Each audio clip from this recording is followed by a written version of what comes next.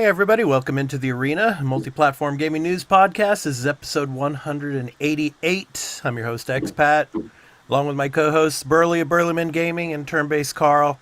So, Burley and Carl, yeah. Do you guys really think that Until Dawn needed a remaster? You know, I was thinking about it because you had in the video there. Yeah. I had never seen the comparison shots. Mm-hmm. They did a lot of work. I will say that. I just Yeah. don't really know who it's for. Like, it seems like a significant effort that won't really sell.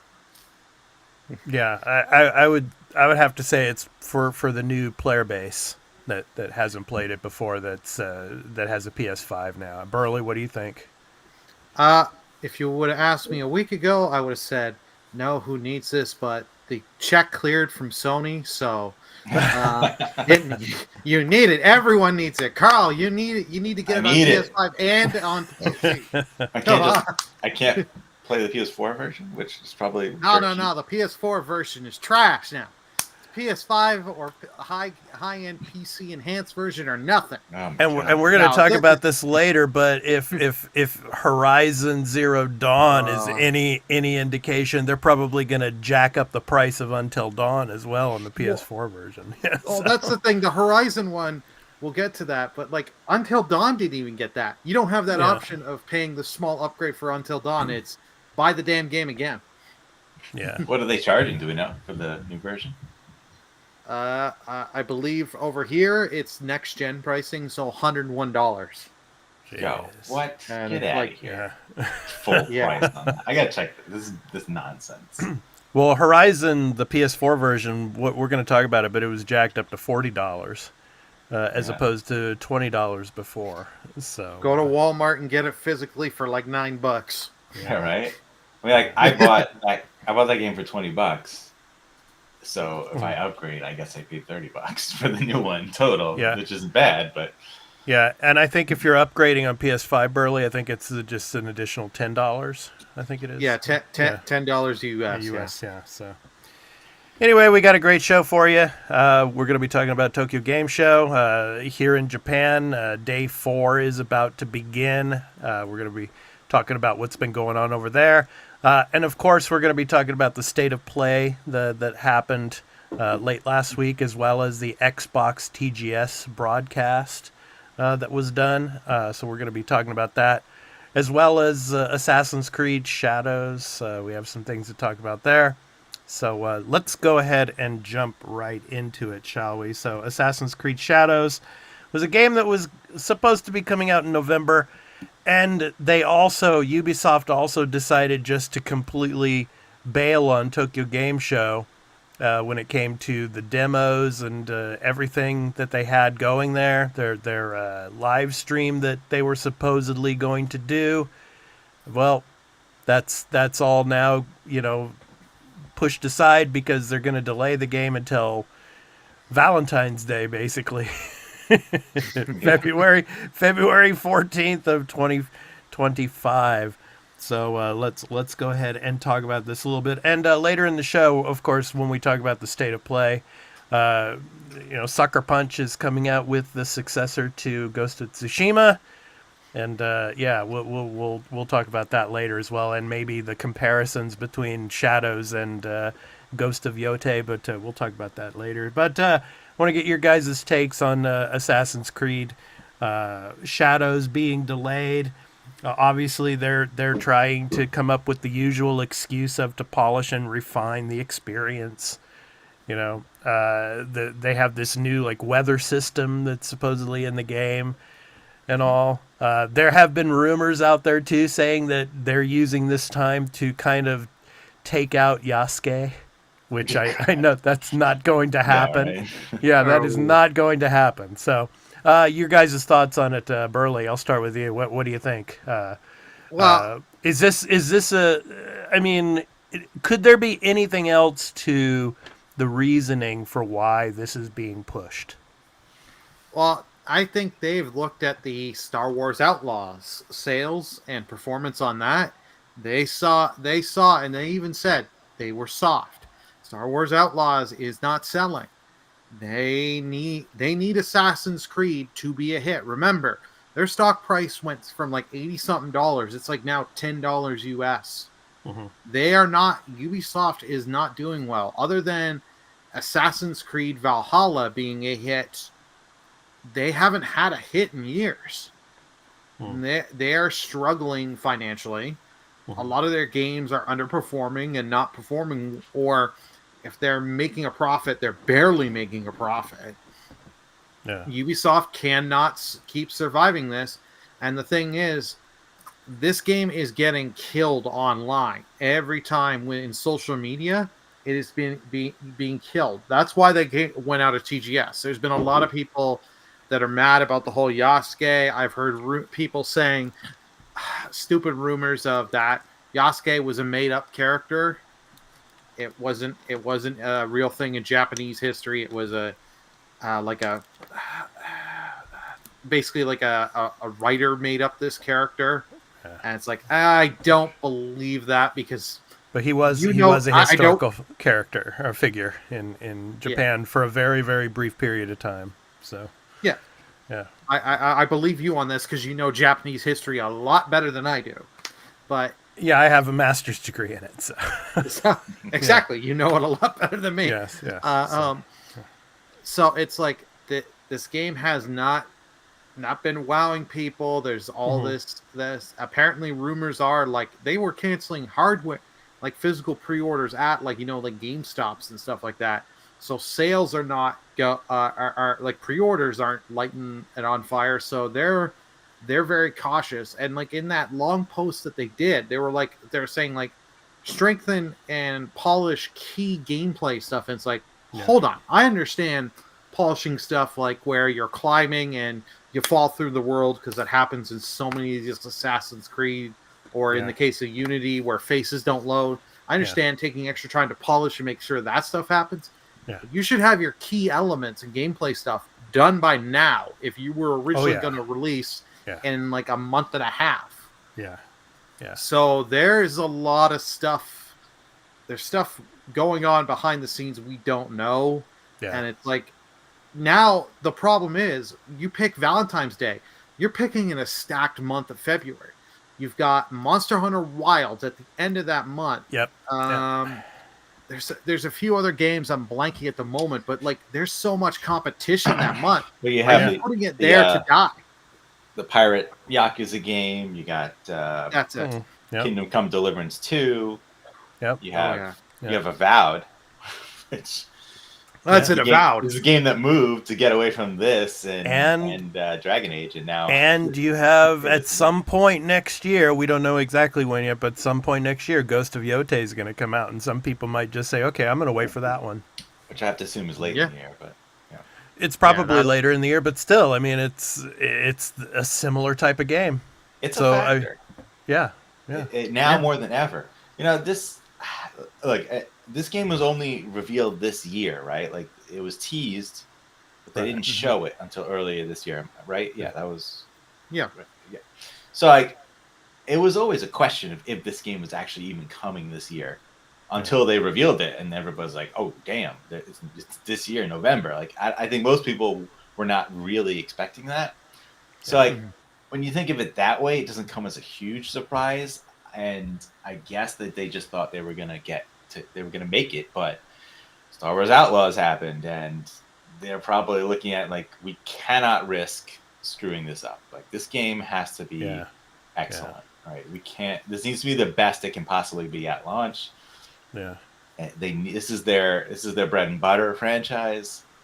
Yeah, this is the one that people have been wanting, and then it is super unfortunate that the Ghost of Yotei is just announced, because there could be people who would look at it and say, well, I mean, what am I going to play 2 of these in 1 year? Like, maybe they won't do that. Like, the gap is a lot smaller than we thought. That's not to say that Ghost can't get delayed to the year after, which is certainly possible too. Everything gets delayed nowadays. Yeah, I mean, especially with the financials and how Star Wars Outlaws did. I mean, they actually, came out and said, we, we think that it didn't do as well as we wanted it to, and so yeah, probably that has a lot to do with this. It has to succeed. Yeah. I And, mean, word of mouth wasn't great on that game. I Right. think it's very mixed. It doesn't seem like it's a bad game, but yeah, there's issues, and there are things that probably could have been fixed about that game if you gave it a little bit more time. yeah, Oh, as someone that had played it and beat it, that game was mid, and Yeah. that's not. I'm not trying to be mean. I agree with you 100%, Carl. That game should, in my opinion, should have been delayed, taken stuff out, and fixed things. They needed to polish, because on release, when that game came out, if you did the early access thing or did Ubisoft Plus like I did, if you were on the Sony platform and you did that, the Ultimate Edition, Gold Edition, or whatever, they had a bug that screwed up your save, and it was Yeah, I like, heard about well, that. Yeah. yeah, well, you know what? Too bad. You have to restart your progress. So if you got like 15 hours in or however many hours, it's like, I got to restart all my progress. Screw this. I want my money back.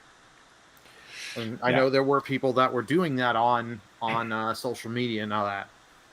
Carl. I mean, a few years back, nobody would have probably thought that Microsoft and Xbox would have purchased Bethesda.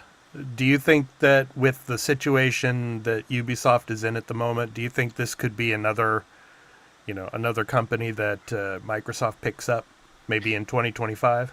Well, they can't, because as part of the deal with the cloud thing, they sold the cloud rights to Ubisoft. They actually that's cannot right. buy them That's for right, certain, that's right, like yeah. 10, 15 years, something like that. So, I see. do I think Ubisoft is gonna be sold? I mean, I don't know who wants to buy it at this point, but Yeah. Tencent. But Tencent yeah, wants yeah. the Tencent wants the properties. They don't want Ubisoft. Ubisoft is not, like, it's sad to say, Ubisoft is not worth it. It's not Ubisoft of 10 to 15 years ago, where pretty much every game was selling well, doing well, and they were getting noticed and recognized.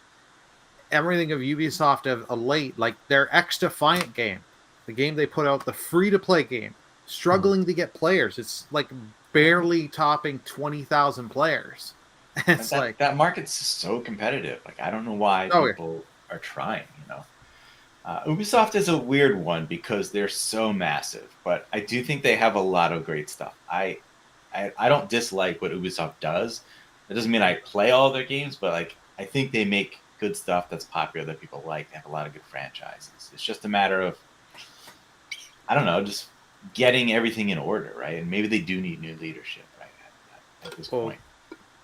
They definitely need good new leadership. Like that Prince of Persia game they brought out in January, The Lost Crown. I bought it, played it, highly recommend it. But it sold. The marketing was horrible for it. It was great Metroidvania. You can't blame marketing. There's just no audience for those games, or rather, they're just a small audience for that, right? Like there is an audience. I agree. You can't fully blame marketing, but like the marketing job they did for it was so piss poor. It was so. I mean, look at Metroid Just bring Dread, back Rayman. Well, look at Metroid I agree. Dread. I've said bring back Rayman. Downloadable That would sell a title ton. for Yeah. $20-$30 title. It would sell.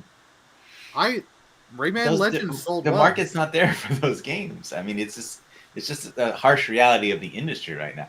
I mean, Metroid Dread, I was going to bring up, like, Metroid Dread sold decently for a Nintendo, for like a regular game, but for a Nintendo game, I mean, it's not selling what a mainline Nintendo IP should sell, right? It's because there's not that many people who want to play Metroidvanias. Like, it's a cool genre, but it's not that like mainstream at this point. I think that has a lot to do with the sort of 2D element. I just think that's a very old school mentality. Yeah, well, there's so many other different genres out there that are so saturated and everything too. So that's probably the competition's so stiff as well. So yeah. And the Yasuke thing, it's funny, like, because you brought up that shot, like that shot came up. It's like, play as Yasuke, play as Naoe, and I'm like, you were saying like, oh, there are people like who doesn't think he's a real person. I'm like, Naoe's not a real person either. So like, well, yeah, of the two, Naoe is a made up character. Like, if you believe that, right? So like, what does it matter? Even if he wasn't real, like he is either real or legend, and that both of those justify him being in this game, right? Yeah. Like, Yeah. it's It doesn't matter, man. It doesn't matter. Isn't real, right? Right. And I don't think right. that's going to really matter at the end of the day. Like that's like your sort of like people whine, cry, on the internet, but it's like Hogwarts Legacy, sort of the opposite way, where like people were saying they weren't going to buy it, they're going to boycott it, and it was one of the best-selling games of the year. So like, it's just a matter: is the game great? I mean, or is the game really likable, or is it a popular franchise? It'll probably sell. Well, yeah. I mean, fact: Yasuke was a historical person, and he was in Japan. Fact: this is a game. You play the game, you enjoy it, or you don't. That's all there is to it. That's all there is to it. And the same's going to go for Ghost of Yote, and we're going to be talking about that with the female protagonist. Whether you like Erika Ishii and what she does outside, whatever. It's a game. You play the game, you like it or you don't. So they should do like a collaboration, Ubisoft and Sony, and have like Naoe and what's this character's name? Ghost. We don't know the characters. Atsu, I think her name is. I don't remember exactly. Atsu, right? And have them do like some sort of collaboration, do some artwork with the two of them together, and just like have them be like, yeah, we love our female leads, and no competition. It's friendly. Well, there was someone on the internet also saying that Yasuke could be in Ghost of Yote. Well, no, he can't because Assassin's Creed Shadows is taken place in like the late 1570s, early 1580s, whereas Ghost of Yote is in 1603, and of course at that point in history, Yasuke is gone. So yeah, so no, that's not going to happen. All right, so actually, the last thing I want to say is that Avowed, man, I feel bad, and I don't like it. I think they really need to move that game again. Because now this game is within 4 days of it, and you got all these other games around it. Yeah, and they basically said they moved it because of a crowded November, right? And one of those games was Assassin's Creed Shadows. So, like, if that's the truth, then you better move this up to late January, right? There's no excuse. Why, Carl? Because everybody's going to play Avowed on Game Pass anyway. I mean, how does that? It doesn't matter, like, because they. I might actually buy it. Yeah, I mean, sell copies, right? There'll be people that actually buy it, but it's going to be on Game Pass day one. So everybody that's on Game Pass is they're not going to buy it. You want people to play it at launch, right? Because you want that word of mouth. Yeah. And if you have so many other games around that time, like your streamers, your influencers, your YouTubers, all these people are going to be playing different things. Yeah. And they might not focus on your game. Whereas if you push that ahead a couple weeks into January, you've got that space.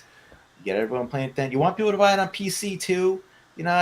Game Pass is like a percentage of their business. It's not even the majority percentage of their like revenue for video games at Xbox. I don't know why everybody's like it's the be all end all of everything that they do. Like, they want both. So Carl, what you're saying is whenever Burley streams it, that's when people should buy it, right? Exactly. I can tell you, I'm going to be playing Avowed over Assassin's Creed. I'm just going to say that. Because Avowed excites me. Cheers to that. I love. Cheers to that. I love Obsidian's after what they did with Outer World 1. Outer Worlds is so good, man. It was so good. I agree, and it was just like. Yeah. Okay, you're making your own Elder Scrolls. Sign. Where do I have to sign? You just tell me where I sign my name, and my money goes to you. Yeah. So follow Burley over on his Twitch channel. So he's a streamer over there. So thank you there. Excellent. Yeah. You don't follow me because I never stream on Twitch anymore, unfortunately. But so just check out. Of course, this podcast is on my Twitch channel as well as the Arena Productions Twitch channel. But still. Yeah, go and follow Burley's streams over there on his Twitch channel. So, some cool gaming, and he does stream loots and all that fun stuff. So, yeah. So check him out. So, all right. So let's move on.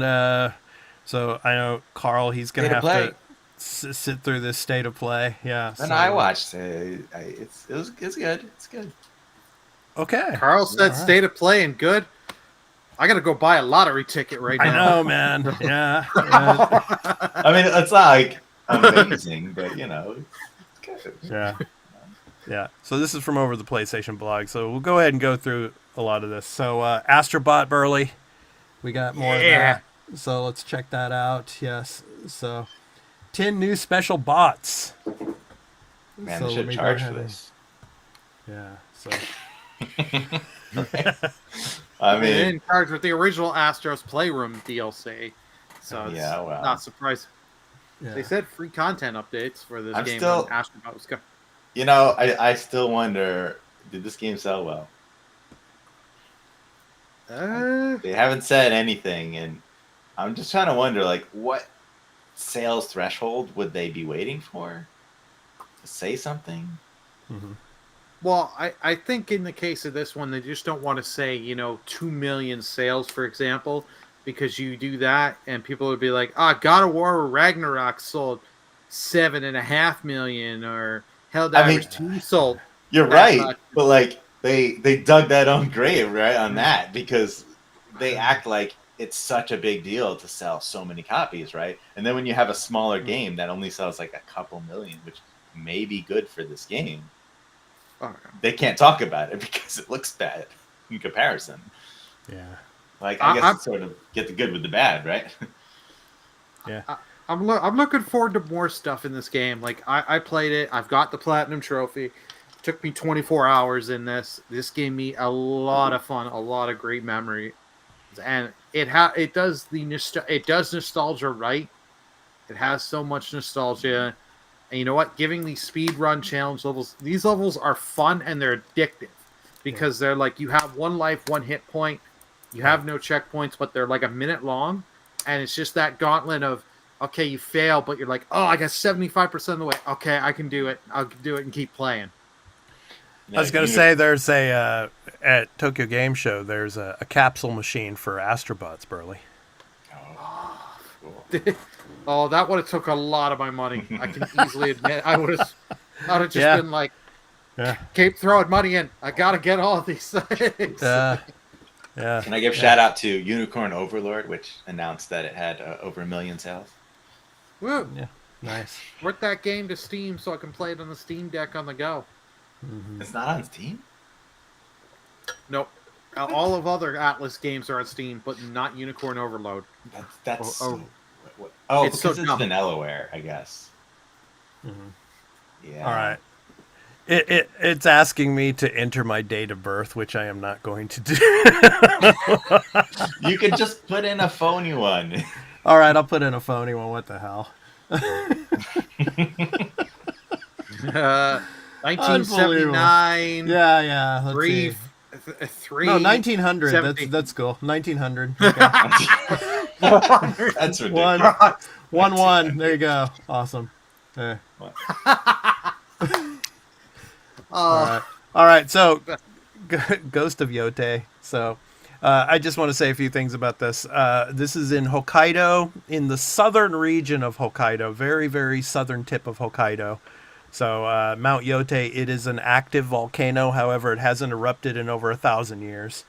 So, this is taking place in 1603, which is right at the beginning, or close to the beginning of the Tokugawa shogunate. So the Battle of Sekigahara took place a few years prior in 1600 on the main island of Honshu. So now the Tokugawa are firmly in place pretty much here at this point in history. So this is going to be interesting to see what they do here. This character, a female protagonist, she has no relation to Jin Sakai. So this is like 300 years later, basically. I thought 300 that to was 400 Jin years later. when I was watching. Yeah. Yeah. But anyway, so this will be interesting to see where they go with this. I'm sure the game mechanics are going to be quite similar. As you see in the game, as she's riding on her horseback, the scenery is very beautiful. So I'm looking to see how they show Hokkaido in this game. So yeah, Burley, your thoughts? Yeah, I know. Like I said, I did not want a sequel, but you know what? I kind of like what they're doing here. That it's, Mhm. you know what? It's set in the future. Jin Sakai is not in this game. You may get mentioned and all that, right? Yeah, yeah, But it's 300 years. He's long dead and gone. yeah. So I like this. It look visually, this just looks so good, especially when we see more stuff of running on the horse here. Yeah. It looks so good. You see some new kind of combat stuff. 2 swords you're gonna have. Yes. Uh, you've got the little musical instrument. We've got winter and snow. Hmm. So I'm really gonna interested. Like they're adding. They're gonna be adding new content, combat stuff, and I'm really curious what to do with what they're gonna do with the open world, because this was one of the things with the original game that I loved. I put 60 hours in just the base PS4 version of the game. I Mhm. did everything you can do in it. And it was just the open world. I loved going around doing all the side content. The side content, other than the haikus being worth it, the haikus you just did for a trophy. Yeah. The Yeah. other stuff where was for, well, sorry, you got one cosmetic for doing the haikus, but like you do the bath springs to increase your health, do the Cut the different bamboo. cutting the bamboo to get up your resolve gauge, and doing all the different tails to learn the different techniques, doing the different bases and killing enemy commanders to get the different stances. So I'm really interested in Was it foxes or what were they? What were those little things? Yep, the foxes to the shrines to get the charms. Yeah, And the charms, tanuki. Oh, Tanuki. they that Tanuki. like Yeah. so. This is something they already got my money. They just need to tell me what day, and you can bet your ass I'll be streaming it day one, and the extra take will be done for this. I will do the extra take. Okay, this I'll show you a couple images, everybody. This is the actual Mount Yote, so in Hokkaido. So that's the first shot there, and second shot is near the ski resort there. So that is Mount Yote. So yeah, Okay. so good stuff. yeah. I did not expect them to reveal this game in a state of play. Mm-hmm. Same. But what that tells me is that they don't have a showcase, right, coming up. That's going to show us a lot of, what's coming whenever. I don't think 2025 is going to be a big year for them again if they're not, doing a showcase this year, right? So maybe we'll get another thing at the Game Awards, right? And of course, next year there'll be some stuff. But like, this is going to be their big 2025 game, right? Like, I have to assume this will be their maybe September or November, whatever they want to do with this. It's cool. I like that it's not a direct sequel. I think that's a good way to go. I think it's funny they're doing the Assassin's Creed thing, but yeah. Well, what's interesting about this though, different characters, and different time period. What's interesting about this though, about this game, and I mentioned this about Ghost of Tsushima, and there was a lot of flack about it because pretty much everything that I say gets a lot of flack, unfortunately. But Ghost of Tsushima, the set pieces, the armor, all of that was basically 16th century anyway. So what we're getting in Ghost of Yote is they're probably going to be getting it right this time. And we'll just reuse our assets, and it'll be right. Yes, exactly. Yes. But exactly. So another thing that works for me is I didn't actually finish Ghost of Tsushima, so I don't have to know what happened, so I can play this game. I can just start with the new story, and there you go. Yeah. You should go back and finish Ghost. I feel like I got my fill. Like, I liked what I played, but I just felt like I was going to do more of the same, and I wasn't into the story. So, like, that was the thing. It just didn't grab me. I can understand that. All right, guys. Horizon Zero Dawn remastered. Okay. Do we have to talk about this? The greatest thing ever. Come on, man. Wow.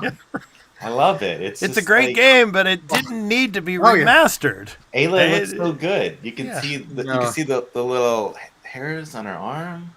So realistic. Hashtag Carl is Aloy Shill. Yeah. Okay. Yeah. All right. So They let's go ahead. updated her character model to look like the Forbidden West model, which apparently a lot of people were not happy about to begin with. So. Lego Horizons, yeah. So, yeah, Burley, I know you're excited for this one. Yeah, looking forward to it too. But yeah, so and they'll probably remaster this next year too. So, yeah. Well, But coming to the Switch, so yeah, it'll be interesting to see how well this sells. So, yeah, looking forward to it. So, well, the Lego game is interesting, but the remaster, it didn't need, like, if you have a PS5, and I played Horizon, I streamed Horizon for Zero Dawn before Forbidden West came out, and they had a PS5 patch, and it looks gorgeous on that with just the PS5 patch. To do another, oh, we've done this, and they're like, oh, we re-recorded 10 hours of motion cap and that to make it. It's like, you didn't need to do this. Nobody needed this. The PS5 patch is enough to do it. Enough to do it. But then you're like, oh, at least I'll give them credit. They're at least doing the $10 upgrade. At least only it's a $10 upgrade instead of being like the Until Dawn where it's, fuck you, give me full price. yeah. We don't care. Yeah, I mean, like $10 upgrade's not bad, especially how you could have gotten the game so cheap, and so many people own it, right? It sold what 20 million copies or so. Yeah, it was about 20 million, I think. Yeah. So I don't know. It's not. It's definitely unnecessary. That's for sure. Recording mocap is interesting because some of that game's like dialogue scenes were pretty stilted. I mean, that was a complaint of it back in the day. I mean, I don't think it was a big deal because it was a very pretty looking game. Those moments didn't really matter that much. Like, I like the core story of that game, and all like the sort of side stuff is like kind of whatever. But I think there's fun stuff to do. But like, the dialogue stuff around it was not the greatest. So maybe they're trying to fix like the small little things about it. I don't know. I'm not sure who's gonna buy this, but we'll see. I feel like they were sort of banking on the fact that like there was that TV show that was gonna be in development, and maybe would have gotten a trailer sometime, but it's like canceled now. So anyway, let's go ahead and move on, guys. So PS5 Pro, which is actually playable on the showroom floor at TGS right now. So playing games on that. So so we got more information on the PS5 Pro. Yeah. And the Chroma collection. So the Chroma collection. And of course, the news, we talked about this last week, the 30th anniversary, which sold out within a minute. That's stuff over here, because I got the controller. I bought just the regular 30th anniversary controller because I'm a fool and I need this crap, apparently. It over here, it was hell. Best Buy was the first one to go live. I spent 20 minutes and I had the thing in my cart and it was all signed in, prepared. Wouldn't let me check out. Best Buy was getting hammered. Walmart went live 20 something minutes after Best Buy. I do 2 clicks at Walmart. Boom, got the controller pre-ordered. Nice. It was like, I was like, oh. Nice. The 30th anniversary thing, I mean, it's beautiful. I love it. And I love the PS4 one they did that looked like the same color scheme. 20th anniversary. I had one in my cart. I almost bought it, but it was like I had just bought a PS4 like 4 months prior, and I was like, I don't need to buy another one of these things. But like, what? Just wait for the PS6, Burley. PS6, the 40th anniversary when it'll come. So they made what? They said like 12,000 some odd of these things. 12,300 for the PS5 Pro, and they're numbered. And 95% of them went to scalpers. I assume. And when you look at what they're trying to sell it for, I mean, they're selling it for like $3,000, $4,000 more. And I see bids on some of these things, and I'm like, this is like Sony really needs to do something about this. Like, you really need to go out there and just say, look, we see the demand for this thing, and we're gonna do another batch, and just screw these scalpers and say, look, we're gonna do like a double the amount we did before, or triple, or quadruple, whatever, because they'll sell them all, right? Like, Yeah. Yeah. Oh yeah. and, I- Oh yeah. Yeah. and that They would controller, sell a ton. why is that not just a standard controller you can buy Yeah. all the time?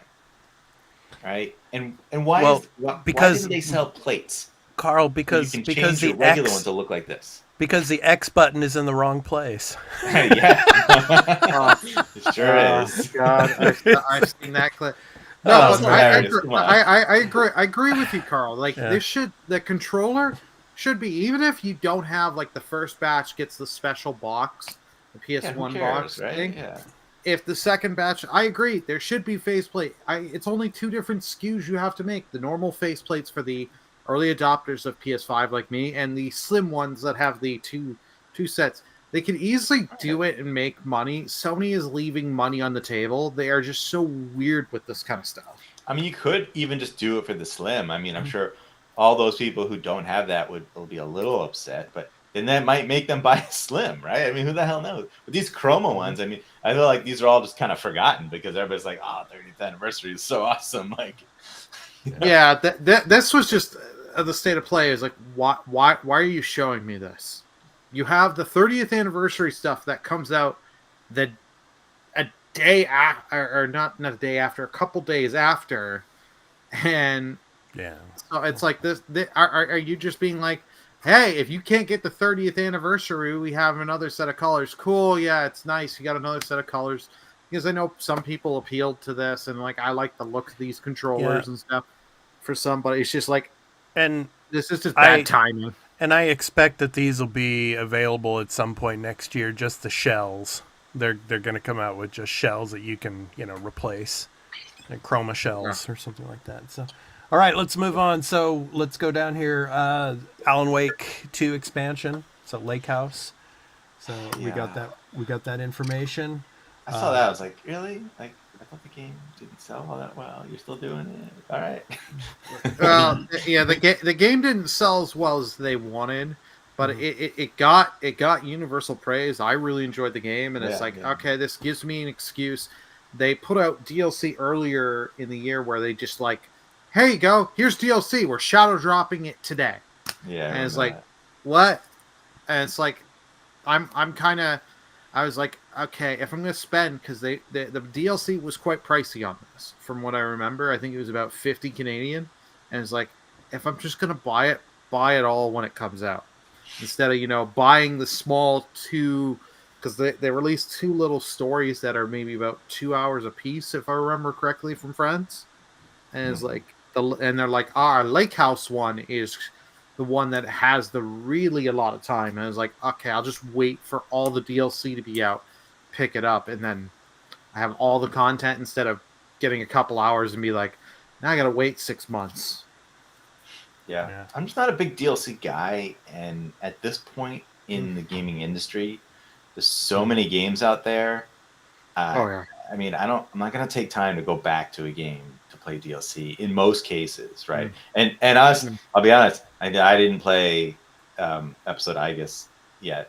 I haven't started it, and it's because I have Tactical Breach Wizards I'm still playing, and I'm loving that. And the Metaphor Refantasio demo came out, and I started that, and like, I don't know. And we're about to enter Broketober. Yeah, like I just don't need to like. I don't know. Do I have to go back to? I kind of want to, but then also like, there's all this other stuff that's new and fresh. Like, Well, no, you have to go back to DLC. It depends on when the DLC comes out. If it's like a year later, then I can understand, not wanting to go to, you're unfamiliar with the mechanics that you played with in the original game. But if it's like a month or 2 later, or like say for Shattered Space that's coming out, Carl. I mean, if you finished Starfield, I mean, this is the perfect time to jump back in. Yeah, I feel like that's different though, because that's that type of game where you can sort of play it forever. Like, it's a very open-ended game, right? So you're adding more to the open world, right, of it. So it feels like there's extra things to do in this playground, right? Versus like a linear little extra bit of story, side thing, right? Yeah, well, with Alan Wake 2, I mean, with this DLC that's coming, I mean, you just saw in the trailer there the Bureau of Control. So that's kind of going back to the Bureau and investigating in there as well. So next up, Arcade. So an online action RPG. So yeah, It was interesting, and that's not really for me because the online aspect of it looks pretty. Yeah. Burley, your thoughts on Arcade? It looks good. I'll keep my eye on it, but this is one of these games. It depends when this comes out. Like, what else is coming? Because like, if this comes out around, I know it's not coming out at the same time, but like if it came out a week or a week before or a week after, like Monster Hunter Wilds, Yeah. this game is not. I'm gonna be like, sorry, no. Yeah. But it looks good, has me interested. It's at this point just there you go, Carl. Another Kingdom Come Deliverance type of game here. Yeah. Kind of looks like that. I don't know what to think of this thing. I mean, because if they're saying it's an MMO, that makes me think, okay, it's going to be very different from what I'm going to enjoy. Even though it looks like a cool third-person action, RPG-ish game, but it's probably not what I would like. There's Assassin's Creed right there. There you go. What the outfits. The game is saying to you is get yourself a PS5 and buy it. There you go. Get yourself a PS5 Pro. Yep, that's right. Now, I as much as I love Sony, I can't even like. Dude, the Pro is, as far as I know, still available to pre-order on PlayStation. It depends. Like over here, the regular Pro models just started going pre-order. I want to ask you guys this because I mentioned this on Twitter, and I want your guys' thoughts on this. Back when the PS4 was out, when the PS4 Pro was announced and it was launched, a lot of the electronic stores here in Japan, especially Yodobashi, they started taking all the stock of the PS4s off the shelves and only selling the PS4 Pros. Do you think that's going to happen in this generation with the PS5 Pro? So, like, the PS5 Pros will be the only pretty much stuff on, the consoles on the shelves when it comes to PlayStation. So you're not really going to be able to see the choices that you have. They can't. They just can't. It's too expensive. Yeah, here in Canada, they're not going to do that. Be like, here's the $600-something model, and here's the almost $1,100 model. Yeah, yeah. We're because going to put the $1,100 one up. Yeah, because in the PS4 generation, the PS4 generation was, the prices were pretty similar, a little higher, but because when the Pro $299 and $399 or something like that. The Pro launched at the same price that the PS4 launched, which is $400. Right. In this case, in Japan, it was, I think, $50 more expensive, U.S. dollars. But so. But in this case, you got the PS5 Pro launching at $200 more than the 24-year-old price of the PS5. Yeah. Like we're in a very different world right now. I'm gonna be eagle-eyed though, when I walk to Yodobashi and check it out. I have a feeling that they're gonna just start, they're gonna market only the Pro when it comes out, because it'll be the holiday season, and they're gonna want to sell those things. See how it does. I don't think it's a good sign that it's currently still pre-order it here in the U.S. Mm-hmm. I think most people assumed at the very least those pre-orders would have sold out right away. Yeah. Mm-hmm. So I think the demand for it is much lower than they probably would have hoped, and that's probably just because pricing is just so high, and messaging on it is you're never gonna be able to sell something like that to the average person who just looks at it and like, okay, I guess it looks a little better.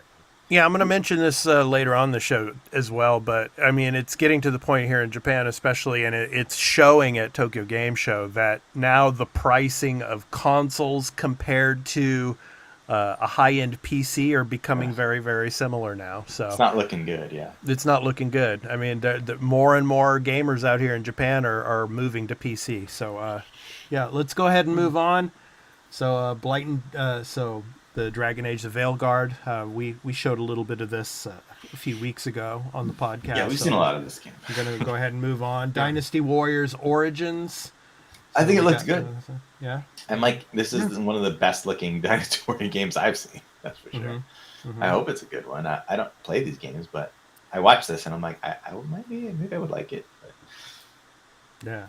Yeah. See, I haven't played any of the main Dynasty Warriors. I've played a lot of the ones, the skins, or like, you know, Fire Emblem Warriors, Hyrule Warriors, the One Piece Warriors, and stuff like that. They're always, you know what, you want to just turn your brain off, press some buttons, and kill a bunch of, and just see that counter of how many deaths how many people you kill in a level, and just have like where you know, the Yakuza, the over the top acting and the effects when you're punching and doing combos on people. Yeah. If you love that kind of stuff, you'll love that here. This has me interested, but it's like this is not a game like I need to buy this day one. I will play and probably pick it up, but not a day one full price. I'll pick this up when it's on sale, half price or less, and pop it in and just play and have fun. Yeah. Yeah, good stuff. All right. So let's go ahead and move on. So we scroll down a little more here. So Fantasian, Neo Dimension. Yeah, we got that. That's the Sakaguchi Apple Arcade exclusive that's now coming to all consoles. Yeah. Which is nice to see that it's getting out of there. Yeah. I like to see that, hey, this game, okay, I don't have to play this on mobile. Get this out on more platforms and people can sit and enjoy it. Yeah. So sadly, I've never been interested in it, even though the pedigree behind it. Yeah. Fear the Spotlight. So I don't remember what that was. PS5, PS4. Yeah, it's a Halloween type of game. Fortnite, more Fortnite stuff. Yeah. A Fortnite controller. Yeah. Okay, Hell is Us. That one was cool. That's the one. Let's go ahead and look at this. Yeah. Everything about this looks great. I always like a little put off by like when you mix some sort of fantasy stuff with like he's wearing a baseball cap and you know, I mean it is modern, right? So but he's got a sword and but then he's wearing a baseball cap. He's got like a regular drone. Like, but this game looks interesting. Burley, your thoughts? Hell on Us. Yeah. Yeah, this looks interesting. I'll definitely be keeping my eye on this game. Yeah. Yeah. I want to see more of the gameplay though. Just a lot of cinematic, you know. So. That's the thing. Yeah. Did they show? I don't remember the trailer. It's just a little bit here, but it's mostly cinematic stuff. But yeah, just like third-person action adventure game. Yeah. Semi-open world. It says is developed by Rogue Factor. Yeah. Oh, that's Oh, they made the Necromunda and Mordheim games. Mm-hmm. Those are like Warhammer based games, like little side franchises. And I remember the Necromunda one was like pretty disappointing and very buggy. And I was interested because I like that franchise. The Mordheim one was a bit better, but yeah, that actually makes me think like. Might not be Hell is as polished as you might think. Yeah. PlayStation VR 2, Assassin. Oh god! Assassination games. Why are we still doing VR 2? Yeah. Hey, the game that leaked a couple hours before the showcase, the Soul Reaver 1 and 2 remaster. Yes. Yeah. I've seen, like, I remember seeing stuff on PS1 demo discs, and I think I had a demo for the first game on a PS1 demo disc. Years and years ago. Oh, you never played it? I've never played them. You should play it. It's a great game. Yeah, well, I'm curious to see how this remaster, because it is a Spire, so Yeah. that means it could be really, really good. Or remember the Battlefront remasters earlier I mean, this year, and Yeah. looking at it, it looks like a pretty basic remaster. You know, it's a moderate visual glow up. It looks like the well, gameplay they is changed the statue there, and I know people yeah, had complaints of that. whatever. Like, Who okay. cares? The gameplay is probably the thing that's going to feel very dated to you if you were to try it now. And it doesn't look like they did much to that, but it is a really cool it's got Metroidvania elements to it, All right. right? And it's an old school, sort of third person, action, semi open, like sort of wide linear ish at times, and it's got a really really good story. Raziel is That I have heard. yeah, The Raziel is a story. great character. He's awesome. I love him. He's just a badass. But yeah, definitely check it out. It's not like I'm not gonna play it because like I played these games and I love them, and I played it on Dreamcast actually because it was it was PS1, right? But then the Dreamcast version was like way better. It didn't come out that much farther after. Lunar, This is awesome. yeah, Lunar, remastered man. collection. Yeah. So, I'm gonna guess this was Carl's game of the show. I was the biggest surprise for me. I popped, of course, when I saw it. I was like, oh, I'm a Lunar? I'm like, what? It's back again? For its like third remaster? This is originally Sega CD game, both of them. I have both the original Sega CD versions and I have the PS1 remakes that they did. Yeah. There's also like a PSP and a Game Boy Advance remake that are slightly different. And then now you have this version, which fortunately is coming to all platforms, which is awesome. Nice. These games have excellent stories with great characters and good, interesting. I mean, it's like a typical, I'd say, JRPG, turn-based RPG. But I love the second one. Like, I think a lot of people might say the first one. They're both great, but like, what's cool about the second one is that it takes place in the same world, but like far in the decent time in the future, where like there's callbacks to the history of the first game in it.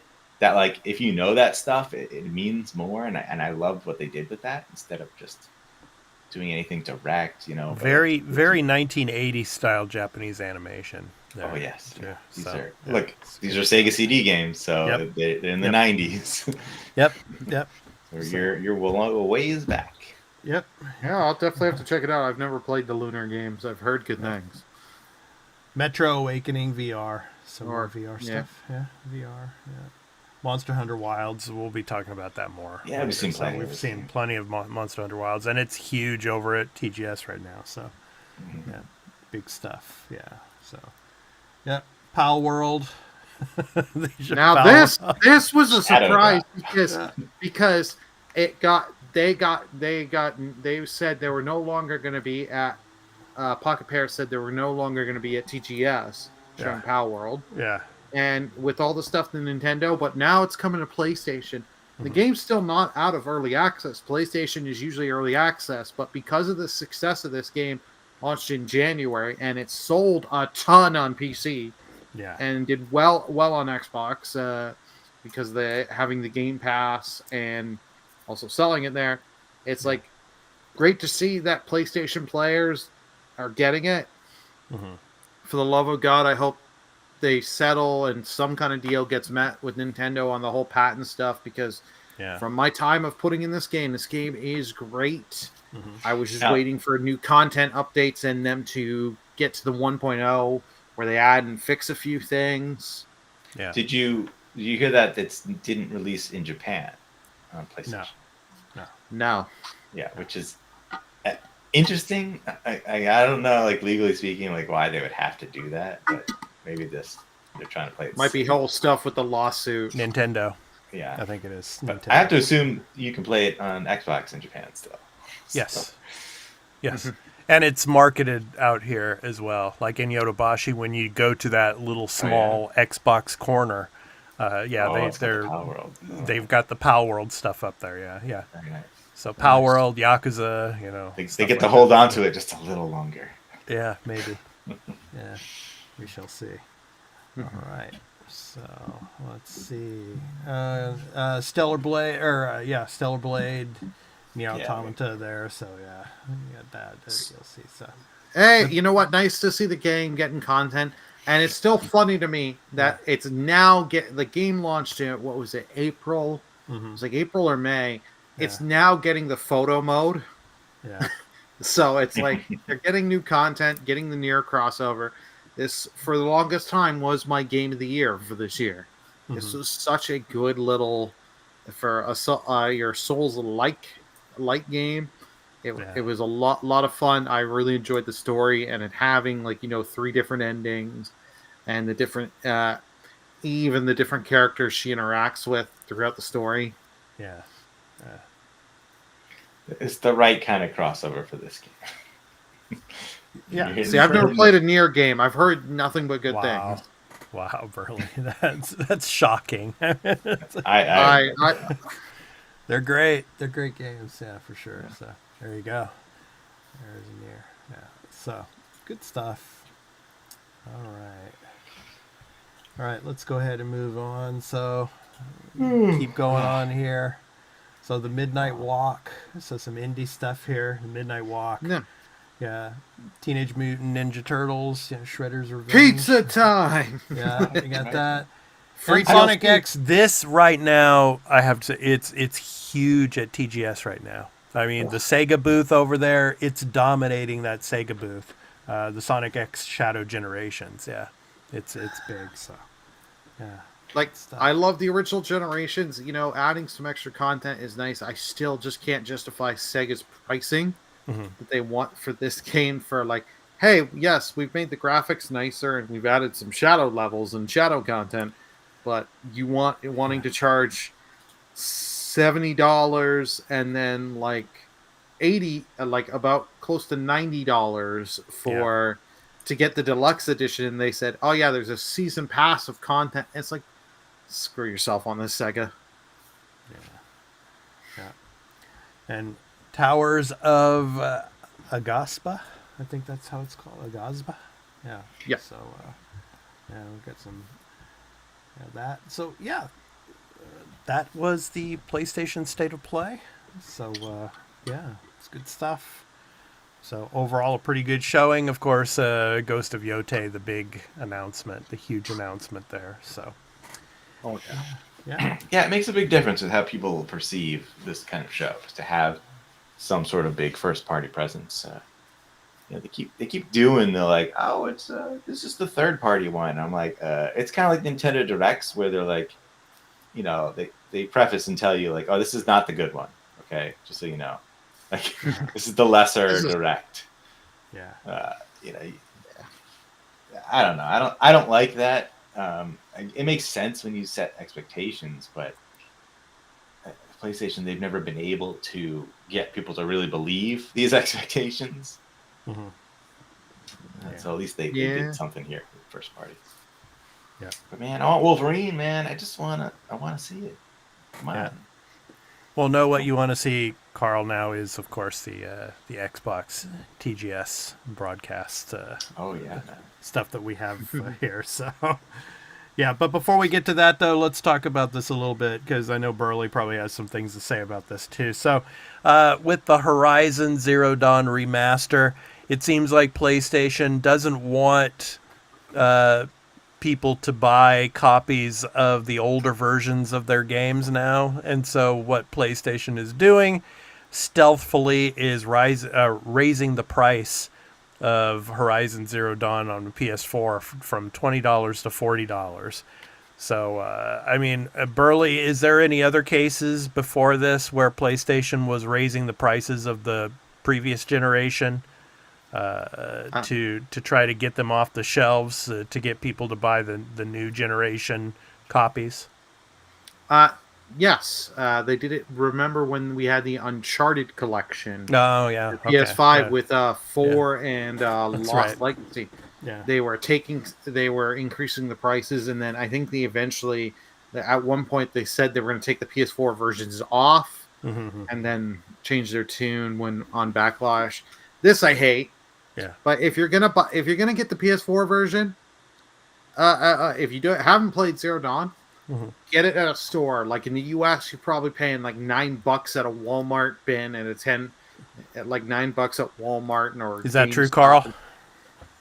Oh, I don't know.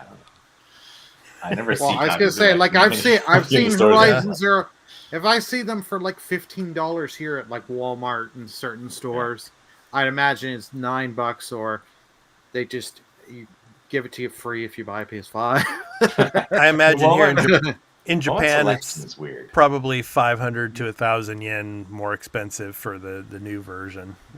It's yeah. And usually they don't do that. I'm sure GameStop has like a nice supply of copies for you to buy used. Yeah. Of this game. I mean, you gotta, I get it. I think people are a little too pearl clutching about this. Mm-hmm. Like, you really think that they're just gonna let you utilize an obvious loophole to spend less money on this? Like, why would they do that? It doesn't make any sense. All right. Yeah. Okay, so next up, let's get to the Xbox TGS 2024 broadcast announcements. So I'm going to go ahead and throw this up here. So, yeah, this is from over at pressstart.com AU. So let's go ahead and move. The first thing I want to say, though, is I called this weeks ago.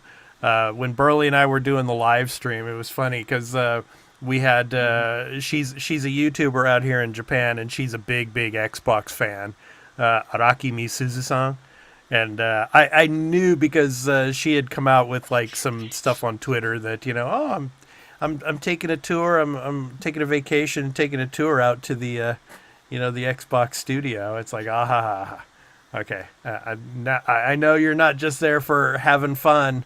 You're there to do something probably for the TGS event, and yep, that's what she was there for. And yeah, she was, presenting at the very beginning there and at the very end of the event, and it was really special to see also on her Twitter. Also, yesterday, Phil and Sarah were at TGS and actually came up to her and were thanking her for doing that and stuff, and the appreciation. I thought that was really cool. So to see, Phil and Sarah actually do that. So yeah, it was really nice of them. So, but yeah, so we got the Snake Eater, of course, at the very beginning, and that over at the Konami booth at TGS, that is pretty much the only thing they're showing off. So we've seen a lot of that anyway. So I'm gonna go ahead. They keep showing it. And yeah. Keeps not showing it release dates. Yeah, like it's supposed to apparently come this year, and it's like no.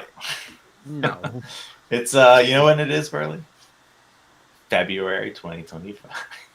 Yeah. February 13th. Well, it's just right smack in the middle of all the other games. Yeah, and Kojima's supposed to be, I think, at TGS today, the final day, showing off more of the Death Stranding 2. And what's interesting is I'm sure he's staying far away from that Konami booth. Oh yeah. He doesn't want anything to do with Konami anymore. So yeah. Okay, so Carl, My Hero Academia. Yeah, coming to Overwatch. Perfect timing. I finished season 4. Uh-huh. And that was I got to the end of it on Netflix, and I was like, wait, what happened? There's no more episodes on here. Like, what am I gonna do? And then I checked to see where else they are, and Hulu has season 5, 6, and 7. I'm like, oh, thank you. Yeah. Okay. So for Overwatch 2 here, yeah. So. I saw this made me jump for a second because I'm like, oh, this is cool, but then I was like, I don't play Overwatch, so whatever. It doesn't matter. But yeah, well, my Hero Academia is long over here in Japan. So, but yeah. So. Well, they just finished the manga, right? So the anime is not finished. Anime's finished. How could it be? Yeah, it finished here in Japan. Yeah, it finished earlier in the year. Yeah, I thought they just finished the manga. They finished both. They finished both. They were that close. That's rare. They were. It's pretty rare, right? All right. Okay, cool. Age of Mythology retold. So Immortal Pillars, we saw some of that. An expansion. Yeah, expansion. Then Phil came out, and he. It was funny. Burley noticed the shirt there. The StarCraft shirt. Yeah. Yeah. So it's like you knew that was coming, Burley. Yeah. So, yeah. So moving on, Tanuki. Yeah, it's cool. Like Yeah. that they're putting StarCraft 1 remastered and StarCraft 2 campaigns on PC Game Pass. Those are great games, absolutely worth playing. Mm-hmm. It's a franchise that I think they want to do something with. So like this is the beginning, right? Yeah. I would love to see them try to put the stuff on console, but I don't. Again, it's tough, right? It's a lot of work. That is not going to be an easy translation to console. But hey, great to get it on PC Game Pass. Like you spent all this money. We're all waiting. I know. When is Activision Blizzard stuff?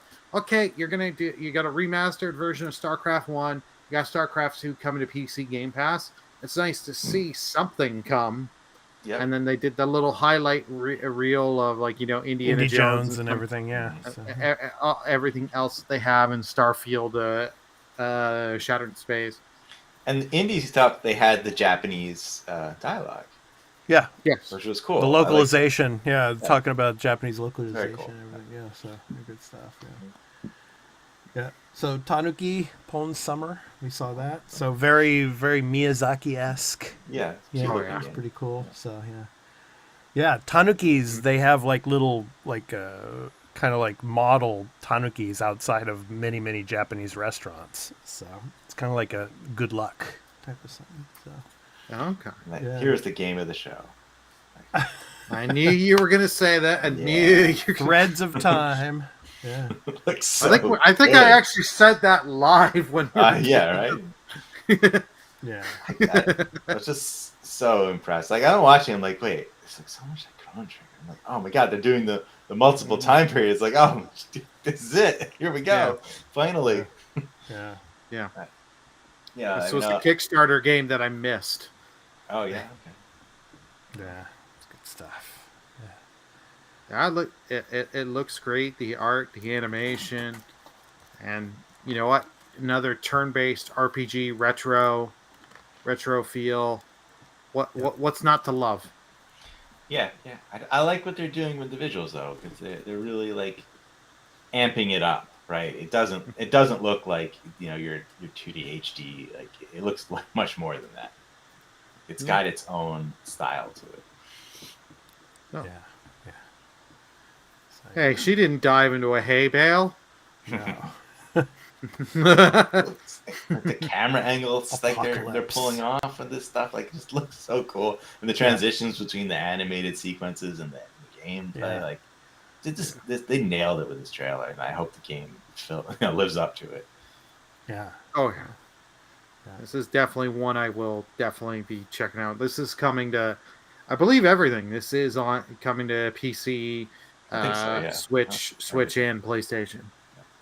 Yeah. I think is this coming to Game Pass also? I don't think it said Game Pass. No, it didn't say Game Pass from what I remember. Yeah. But who knows? Yeah. We're all gonna buy it eventually. Yeah, it's not a hard sell for me, that's for sure. Oh, there you go. Yeah.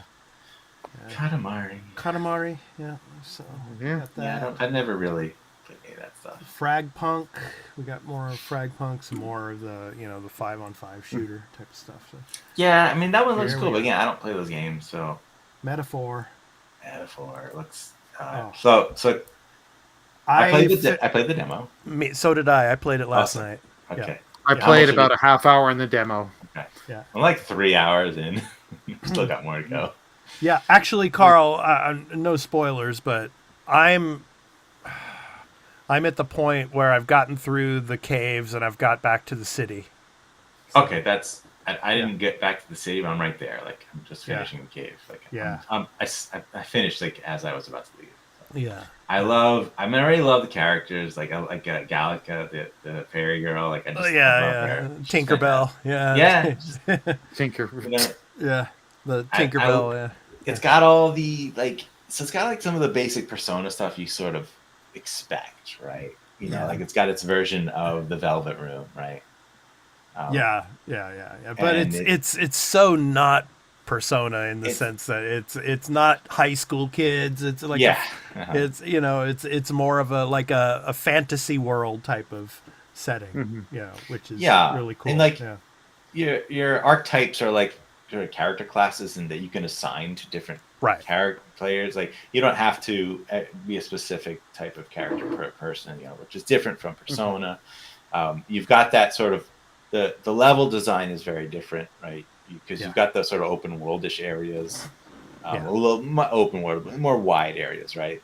And then you've got like more traditional, I'd say, like dungeons from JRPG style games, like which Yeah. Persona really didn't do ever. Yeah. Persona 5 had some of that, right?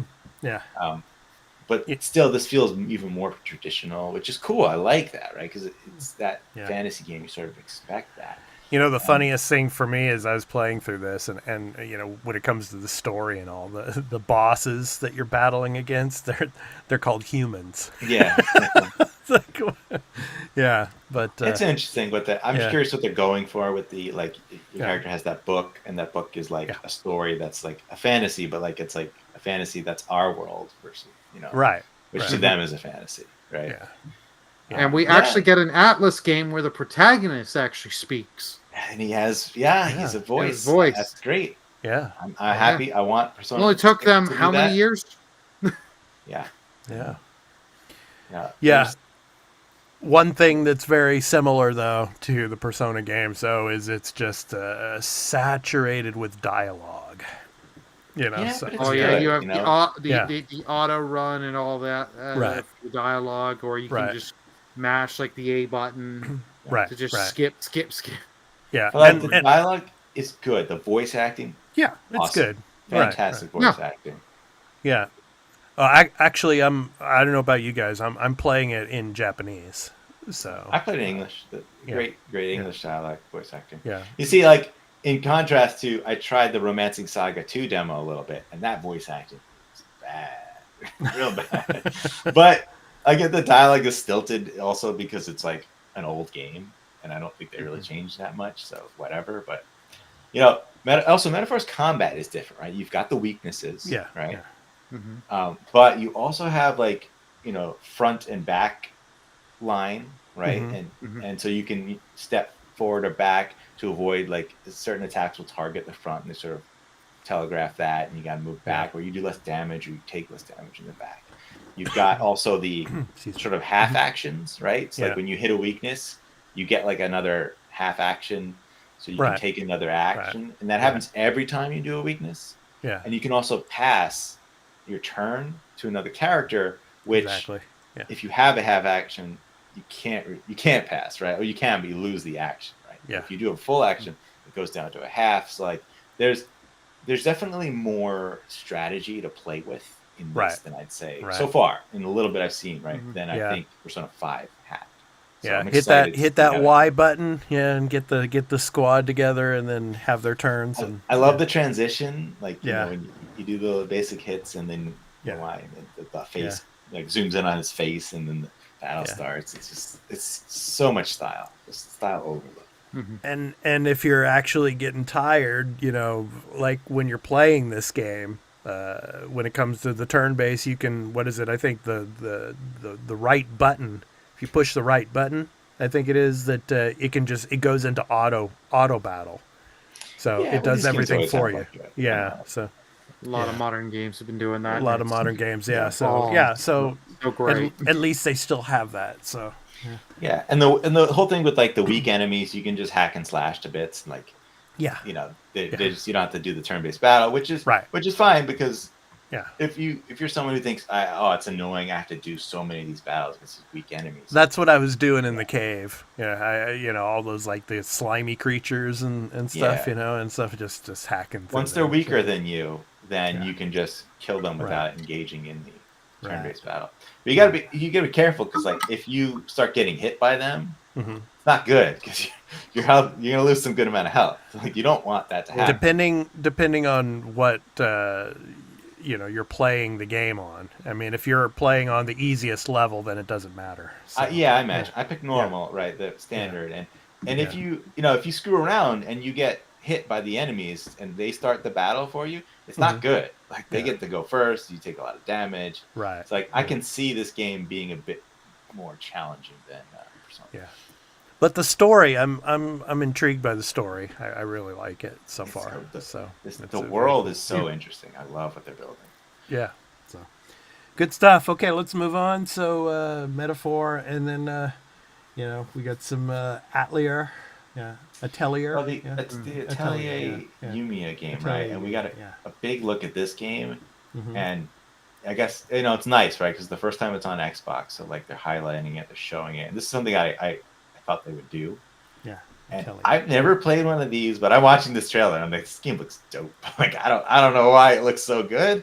I have no idea what this game really is like, but I'm interested now. Yeah. Yeah. Yeah. What it's like is Japan. It's just Thanks, Burley. Yeah. You're welcome. I saw they announced like pre-orders and for physical copies of this coming next year. So like I would like to have time to play that. I don't know if that's going to work out, but we'll see. It's on my radar now. Yeah. Asura Jang coming to Xbox. I don't even remember this one actually. Yeah. Yeah. Oh, looks like a League of Legends-esque experience. Thing. Yeah. Whatever. Yeah. So, Bleach: Rebirth of Souls. Oh, I cannot wait for that game. I'm a big Bleach fan. I love these. And you know what? It's Bandai Namco. They're fighting fighting games. This is going to be a great lot of fun. Yeah. And I've got the plan is to convince one of our fellow patrons, Fryman, to sit here and do the extra take with me on this. I know Merp will approve of that. I'm not a Bleach person, so yeah. Well, this game will help change that. It'll change that. I want a My Hero Academia Arc System Works fighting game. That's what I want. They say for that to happen, you got to buy Bleach. Oh, okay. That's all too. All right. So we got a lot of that. Okay. Synduality, Echo of Ada. So yeah. So has a release date January 24th of next year. So yeah. And not really for me. Indie stuff, yeah. Interesting looking, whatever it is, Suikoden 1 and 2 remaster. So we've seen that before. Yeah. So. You skipped the Cats and Dogs coming to Fallout 76.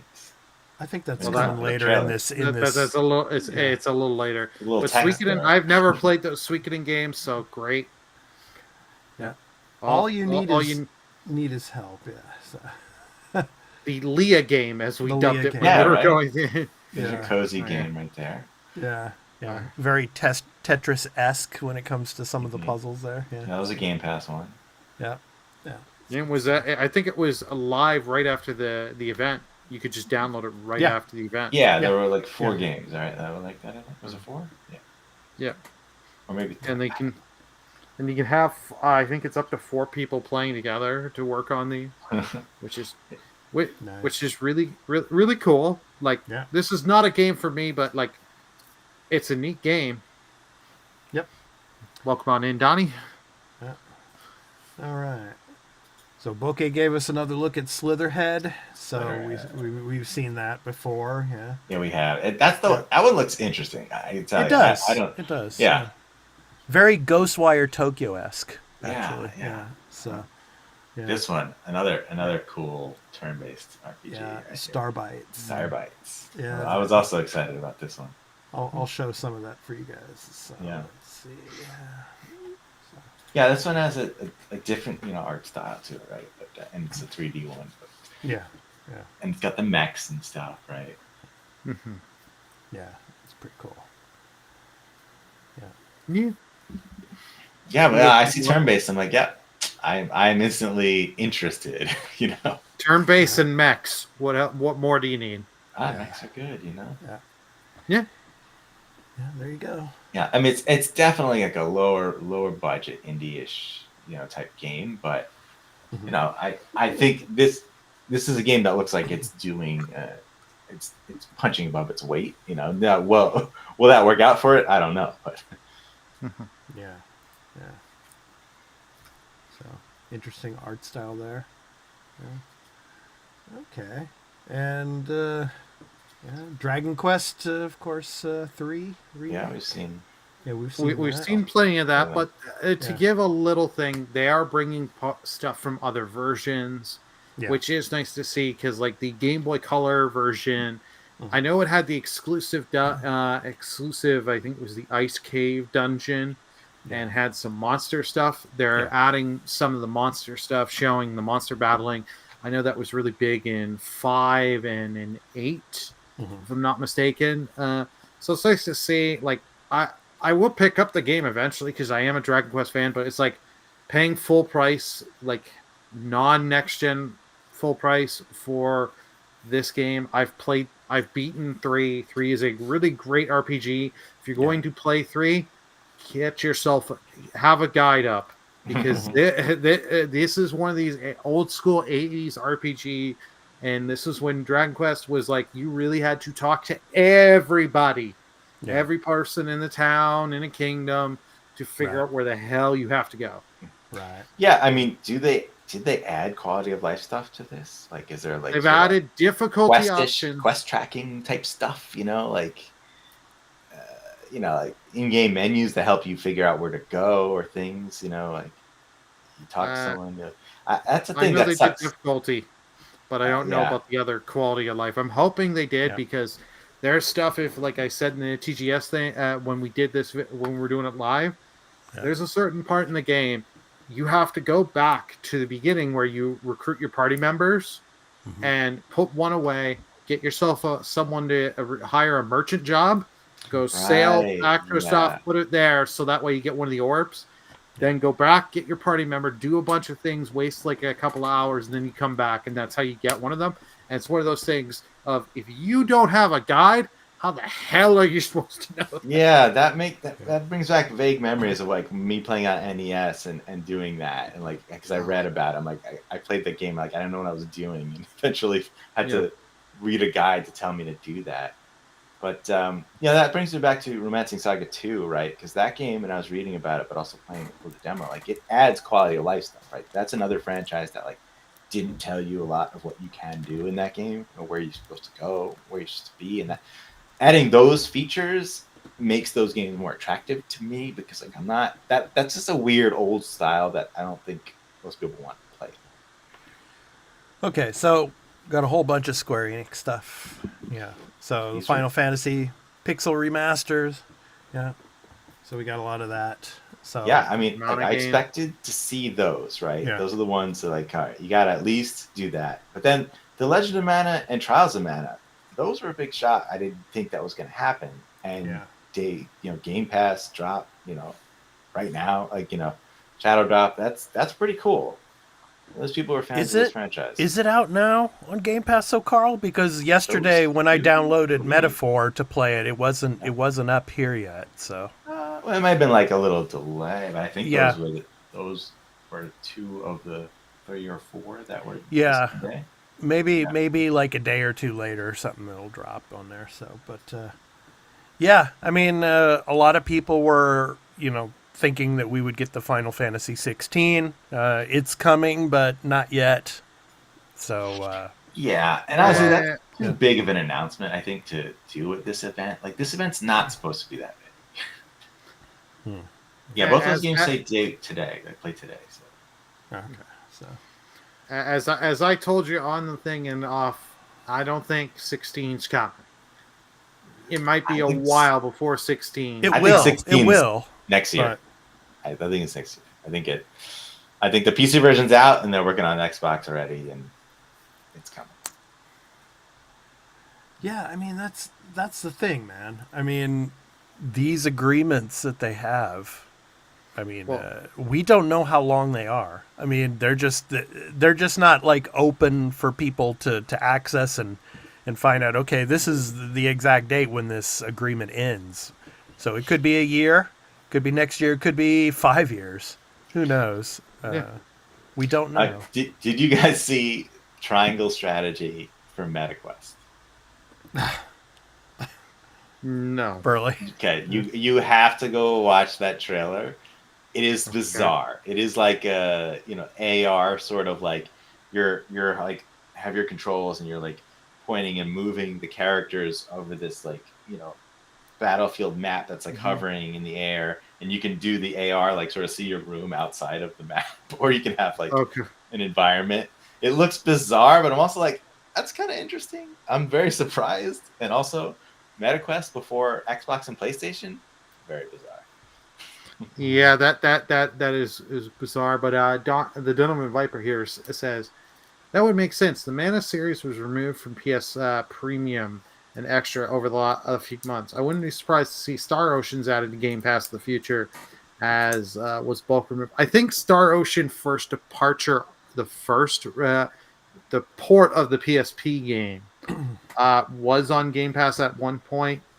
They put it up, I think, just before the remake of 2 came out. But that was like a year and a half ago, so. Yeah.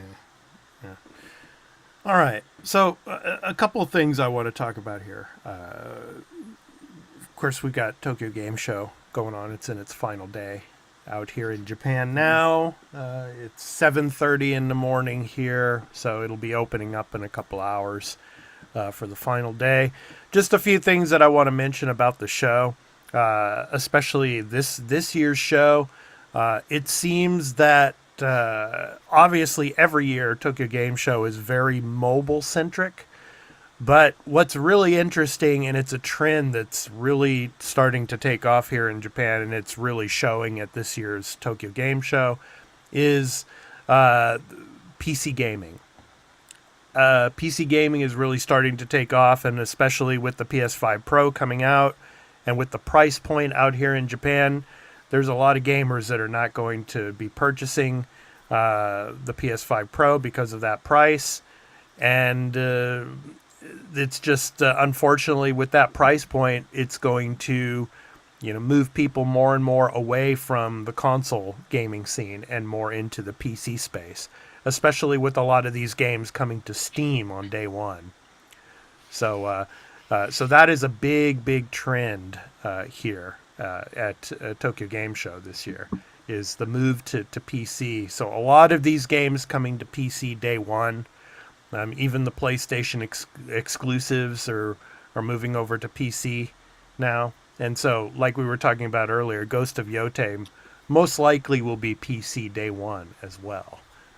That's what a lot of people are saying as well. So that would be a shocker. Yeah, but I can't see that game going day one.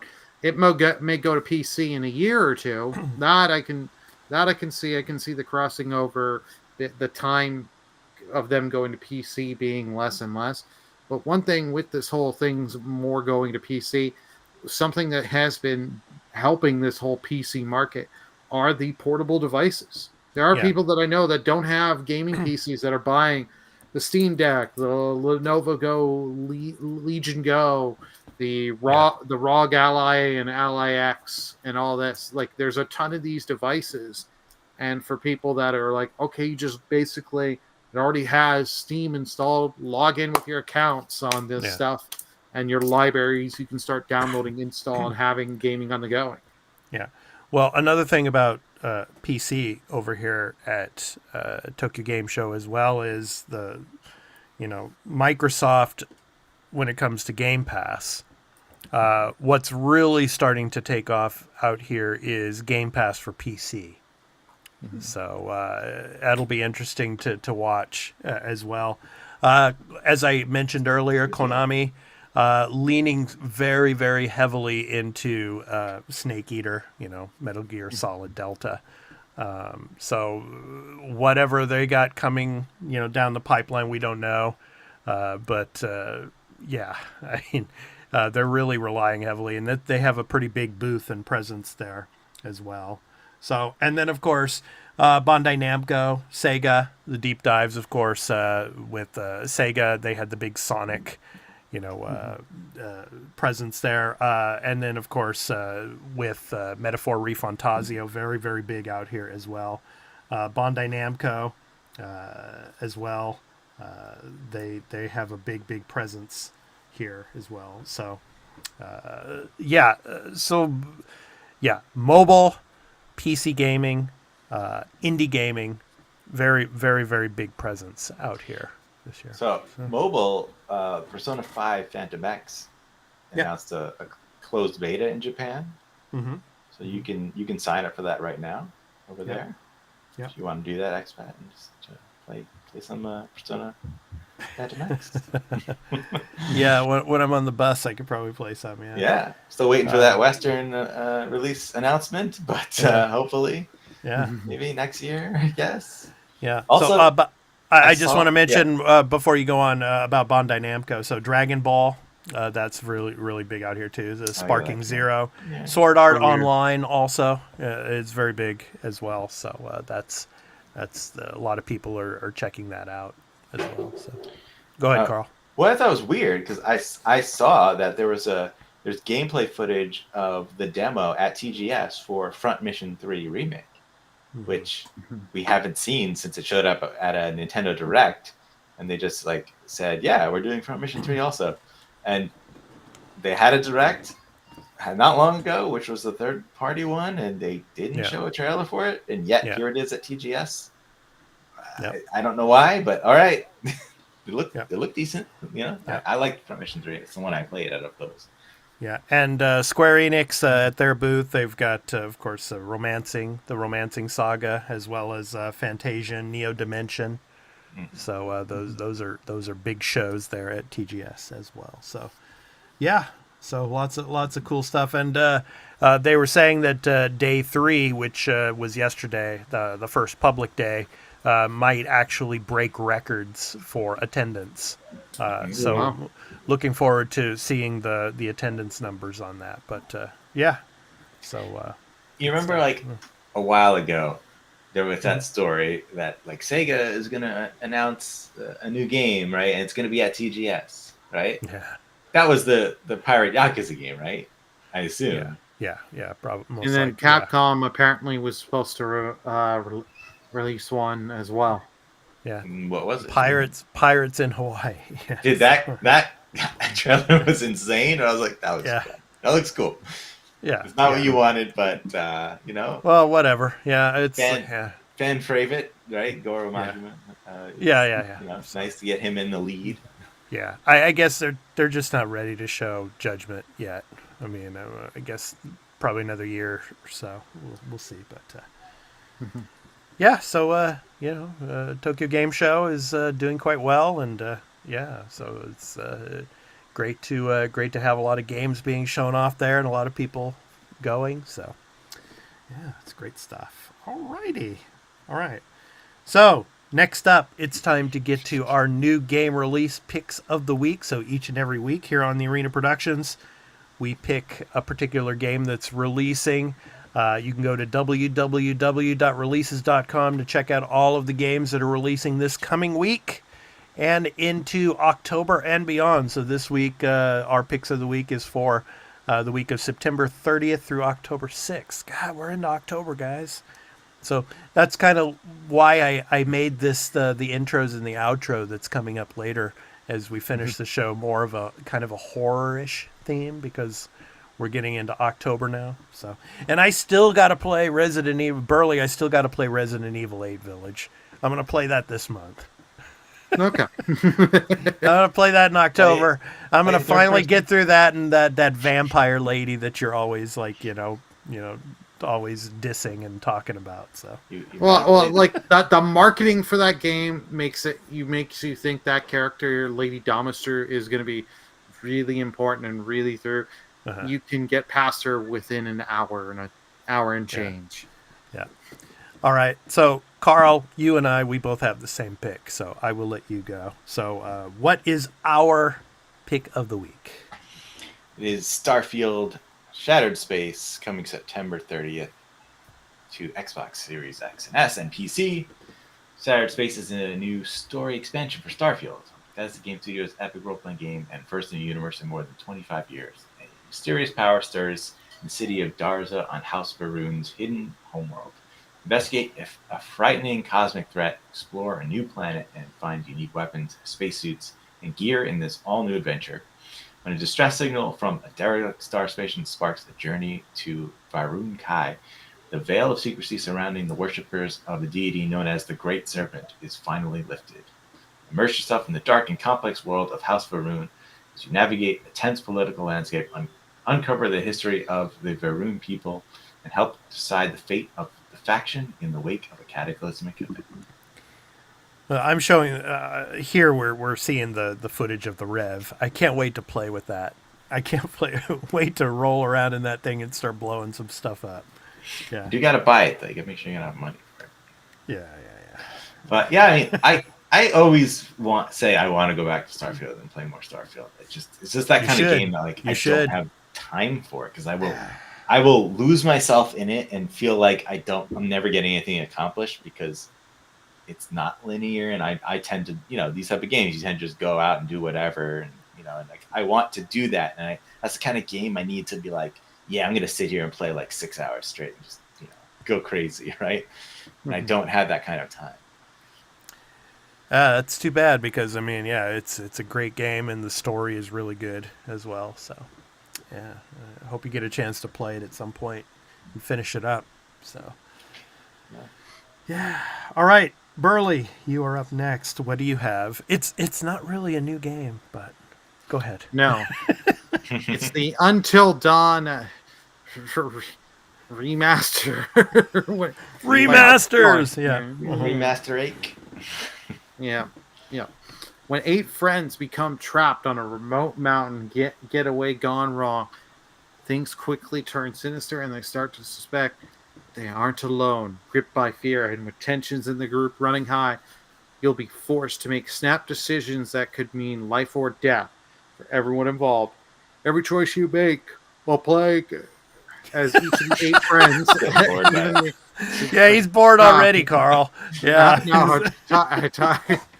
But Nice. it comes out to PC and PS5 October 4th. I'm interested. I haven't played the original. I haven't played the original Until Dawn. I played The Quarry. I love The Quarry. Yeah, The Quarry is great. Yeah. And it is interesting to see like early game your decisions, how they from like chapter 1 go to like chapter 9, see how those decisions you made and how you ended up, and like with who lives, who dies. Yeah. So if you ever want to feel like you're playing God, you play these games because you'd be like, you live, you die. So what do you? I mean, you mentioned it, Carl, at the beginning of the show, the enhancements and everything. But I mean, how much better does it really look? I mean, it's. I mean, honestly, it looks like a generational leap. I mean, it does look like, a real like glow up for sure. Like, when you're looking at it side by side, the characters look much more flat and like less detailed and like, just an older generation game, which, you don't really think of that so much anymore. Yeah. But yeah, it's surprising, because it is PS4. It wasn't fairly early, right? PS4, I think. Yeah, I think it came out a few years into the generation. Yeah. So. But. Yeah, and I also think, I don't know, maybe visually it wasn't like the most impressive game back in the day. Like it was nice, but it wasn't. Oh yeah, no, this was not the original PS4 version of the game when it came out. It wasn't visually like, this looks so good. They're like, yeah, it looks good for what it is. But looks good for what it is, and then the Dark Pictures anthology game started coming out too. So I mean things like lighting and stuff, right? Like camera angles and things like they're doing a lot. I see in the trailers, like it looks like they put the work in, and you should play this version if you care. Yeah. But again, I don't know how many people really care because you probably already played it if you did. Yeah. Well, that's the thing. Like, if they would have done the Horizon thing, where hey, I own I own the game. If I could pay $10 and I get the next gen upgrade, I'd pay the $10 and just to play that. But having to go pay full price for this game, it's like Yeah, I'm not. I I'm not. think what they're I'll pick it up eventually when it's cheap. But I think And- what they're really focused on is those new gamers that are picking up the PlayStation 5 for the first time and that have never played Until Dawn. And it's like, hey, here it is. It's remastered, but here's a game that you should buy. Same with Horizon, boom. Yeah. We'll see Yeah, if that so- works, right? Because Yeah, you're really talking about I guess a new generation of gamers, right? Because right. there's not like there's more people playing PS5 than there were playing PS4. Like there's Right. PS4 Of course had not. a Yeah. much bigger install base. Yeah. So you're looking at a younger generation, right? That's just doesn't know because they weren't around. Well, Or they've they how weren't how old many enough. PS5s have been sold now? About 60 million or so. I don't remember. Maybe Somewhere in like there. So Yeah, you it's figure about maybe 60 million. a quarter of that amount might be new gamers. So you never know. But that. Yeah, possibly. all right, so those are our picks of the week. Go to www.releases.com to check out the games that we picked, as well as all the other games for this week and into October and beyond. www.releases.com. So go and check that out. Burley, PS Plus Essential was dropped. Kind of early, but Yeah. let's check out what we got for PS Plus Essential for the month of October. So what do we got? Yeah, so it dropped during the showcase, which, hey, at least they're getting us out nice and early. You got WWE 2K24 for both PS4 and PS5. Don't worry, this is not like 2020 where this game actually runs and works. Yeah, Figured it but so this one I've not played. I used to play some of these games back in the day on the PS2 era, so you know what? Now that I've got this free, why not take a look? Because they've got you have the new stars, but you have the classics like Stone Cold Steve Austin, The Undertaker, Andre the Giant. Mm-hmm. So yeah, and then now this was a really good. The second game on this list that they picked for October, Dead Space remake. This was such a great game. PS5. Like the remake was so good, and I really want them to remake 2 after playing with what they did with the 1 remake. I'd love to see what they would do with 2. I've played that game 6 times, and I'm now I'm starting to think I might the 7th might be coming because yeah, the PS5 version I'm really that might be on the docket coming up. So yeah. Oh, I think you'll enjoy it. Yeah. They fixed my biggest criticism with 1 is that turret section. Those turret sections, the two you have to do, they make it so much better in this. They make it fair, and it's way better. Yeah. This the remake does a good job of you get a fair amount of ammo, but you're not unless you're playing on the easiest difficulty, you're not going in there with I've got 500 power cells and all this and that. You can't even get the best version of the armor on your first run. You have to go for a second run. They limit it and to make you play the second run, do the extra challenges and stuff. And I really do like that. Yeah. Do like it. Good stuff. Yeah. And then the third one here, I know this is all for Carl here. Yes. Doki Doki Literature Club Plus. I love my visual novels. Do you know what Yeah, Doki Doki means? It's like the heartbeat sound effect, right? Well, literally it means to be nervous. Doki Doki. Yeah. So, yeah. Yeah.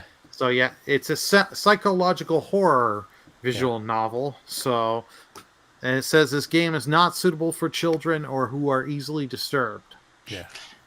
So I actually heard about this game, and I don't know if it was a podcast I listened to that talked about how something that happens in this game is insane. And I remember looking it up because I didn't care and to spoil myself on it, and I was like, oh, they're right. This game goes to really weird places. So I think this is probably an excellent month. Maybe Dead Space is awesome. WWE those games can be fun, and this is a new game. It came out this year, right? Yeah. Yeah. And a visual novel, sure, but it's one that's like well known and it's highly regarded. So Yeah. yeah, Yeah. all unessential. Good bundle. Yeah. Yeah. No, yeah. Where's our friend, man? He's got to play some games. He's always complaining about his PlayStation Plus releases. I hope you play some of these. You're referring to Mr. Fubu 87, right? Yes. Yes. Well, he did react on the PlayStation Plus, if I'm not mistaken, in the video. Yeah, in his reaction that we're gonna show here in a second. Yeah. So. He likes sports. Play a fake sport. No, it's real to me. Wrestling's real. Yeah. Hey, man. When I was like in junior high school, I used to go to the Oakland Coliseum Arena, and they had the WWF wrestlers coming on in. Yeah, they had Hulk Hogan and Andre and all of them. So back then, Roddy Piper and all of them. Yeah. So Ric Flair. Yeah, all of the great Nature stuff. Boy. Yeah, Jimmy Superfly Snuka. Yeah. When I was a kid, I did go to like a WWF like non-televised event. Yeah. Oh, house show. Yeah, and it was. I mean, it's not like they didn't have the real people, but like as a kid, it was like, oh, like the veil is lifted, and you're like, yeah, it's definitely fake. Yeah. Seeing it live. Yeah, it's like, oh, yeah, they would tape up their wrists, and inside the tape they would have razor blades. What? Yeah, to cut their foreheads. Like that. Yeah. Yes, right. When they do like those type of things. Yeah. See, I went to a non-WWE one and I saw that a thing. But like I did go back in the day. We went to one live taping of Raw on a Monday because it was in the city that I live and work in. I went to that years and years ago, and I did go to a WWE pay-per-view event where I actually got to see McMahon and his son get that. Even though it's fake, they still got hit by chairs and went through a table or two. So. Right. I mean, it's physical. Like they can't get hurt, right? But like, as a kid, you think there's some sort of realistic aspect to it, and they're, everything they're doing is a choreographed thing, right? Yeah, but when they implemented the cage matches, I mean, that was that was it. Yeah. It was a hell in a cell. Yeah, I think it was Triple H, which is his son, Vince McMahon's son. Yeah, and Shawn Michaels versus the two of them in the Big Show. Yeah. Yeah, I remember the branch off, organization. What was it? The NWA that they had too. Yeah. So, well, NWO was NWA. NWO. It was New World Order. Was Hulk Hogan when he had left because he went to WCW because Ted Turner had done this. Ted Turner had NWA. Yeah. So WCW he bought. Yeah. And that was in there. The only reason I know this so well right now is just because I watched the Vince McMahon documentary on Netflix. Yeah. And, if you want to learn stuff, you do it, but it doesn't go in depth as it should. But you can see how delusional he is, and so some of the others that are delusional, and then there's the one guy, the few of them that call things out, like Bret Hart. He has no problem just dumping on these people and be like, "That's Ryder." Yeah. He's full of shit. Yeah. All right. So next up, the Arena Productions programming note. So we are not only a video game channel here on YouTube. We are also a entertainment and pop culture related channel. We are a variety channel, and so here are our notes about some of the videos we've been putting out this past week. But first, we'll talk about the video game side of things. And, of course, we had Mr. Fubu87 do his reactions to the State of Play. So you could check that out and check out what he had to say about the announcements over there on the PlayStation side of things. And Burley and I, we did the Xbox side, showing the Tokyo Game Show 2024 Xbox broadcast as it was done live. So yeah, so Burley, I mean, you got to give me some more images, man. You know, I don't. That's all I have of you, unfortunately, right now. So yeah, so we did our live reactions of that. So please check that out. And I also did a video for the Digital Dojo, our new show that I do that is all about the Japan gaming scene. Even though these two games are developed by Western publishers, still they are Japan focused, and obviously Assassin's Creed Shadows being delayed, as well as the announcement of Ghost of Yotei. So, and there's similarities, and for example, Assassin's Creed Shadows now coming out next year, and the competition that it will have. I mean, which game would you rather play day one? So please check out that video as well. And then for the entertainment side of things, of course, Agatha All Along. The first 2 episodes, I did a recap and review of Agatha's Witchy Return. So, yeah, that is up on the channel now. I will be trying to get episode 3 up early this coming week. So, Carl and Burley, have you had a chance of watching Agatha yet? I have not. I no. have. Yeah. My wife was interested, so we started watching it. She's digging it. So Yeah. we're watching it on Wednesday nights. Yep. The episode 3 is really good too. So yeah. It's well done show. I kind of feel I might prefer to have just kind of binged it all, because like I just want to see where it's going, and it's that type of story that it just feels like I'm just getting parts of a movie. I want to see the rest. I want to see the rest of the story. But it's in a good way though. It's not like it's bad. I'm just like excited to see it, and I just wish I could just watch the next one. Yeah. So yeah, Catherine Hahn. So she's really great in it. So yeah, so check that out. So that is the Arena Productions programming notes for this week. So yeah, it's good stuff. So yeah. So it's time to talk about now the games that we will be playing this coming week. I'm going to finish up Metaphor Refantasio's prologue demo. Probably I might have less than an hour or so left in that. So I'll probably finish that up. On the PlayStation side, play more of Astrobot, as well as get to, yes, of course, yeah, and then get to Resident Evil Village for the horror stuff for the month. I get to that. And on the Switch, play the new Zelda. So that is my plan for this week. Carl, what are you going to play? I'm going to finish that Metaphor demo. And again, I love that it's the beginning of the game, and your save progress will carry over. So I've got a little bit of a head start on this once it comes in a couple weeks. Cool. And then I want to finish Tactical Breach Wizards. I'm pretty deep in it. I'm in like the final chapter, so I'm loving that game. Just a very well done indie game. Nice. Burley, what are you going to stream? Well, stream-wise, it's Zelda, and I will be in the next little bit getting the extra take ready for that. Yeah, and I'm sure Donovan Viper will be in your chat and giving you all hell as you play your game. Yeah.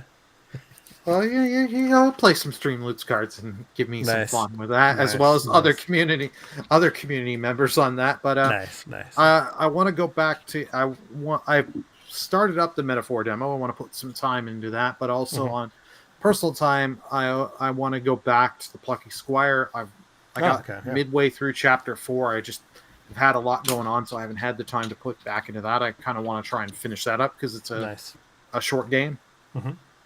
Yeah. Cool stuff. Alrighty. Okay. So it's time to end our show, and when we end our show here, we do an indie recording artist spotlight. So each and every week, we spotlight a particular indie recording music artist. Yes. So this week, our indie recording artist spotlight is on Out of Flux, playing with the differences and similarities between future beats and lo-fi. Out of Flux combines the impact of modern world chord progressions with organic percussion to create a contemporary, immersive, and cinematic atmosphere. From his album titled The Decay, and the song is called Surrendered. So this has been the Arena, a multi-platform gaming news podcast, episode 188. I've been your host, Expat. Along with my co-hosts, Burley of Burleyman Gaming and Turn-Based Carl, we hope to catch you in the next one. So, of course, we go live here on YouTube each and every Saturday, 2 p.m. Pacific Daylight Time, 5 p.m. Eastern Daylight Time. So we hope you can catch us. And for all of you that are watching later video on demand, we also, of course, appreciate all of your support. Thank you so much for watching us and all of our content on the Arena Productions. So anyway, take care, everyone. Enjoy the rest of Tokyo Game Show for all of you out here in Japan that are going today. And for all of you out in the West as well, have a great week of gaming. And we'll see you next week. So take care, everyone. Peace.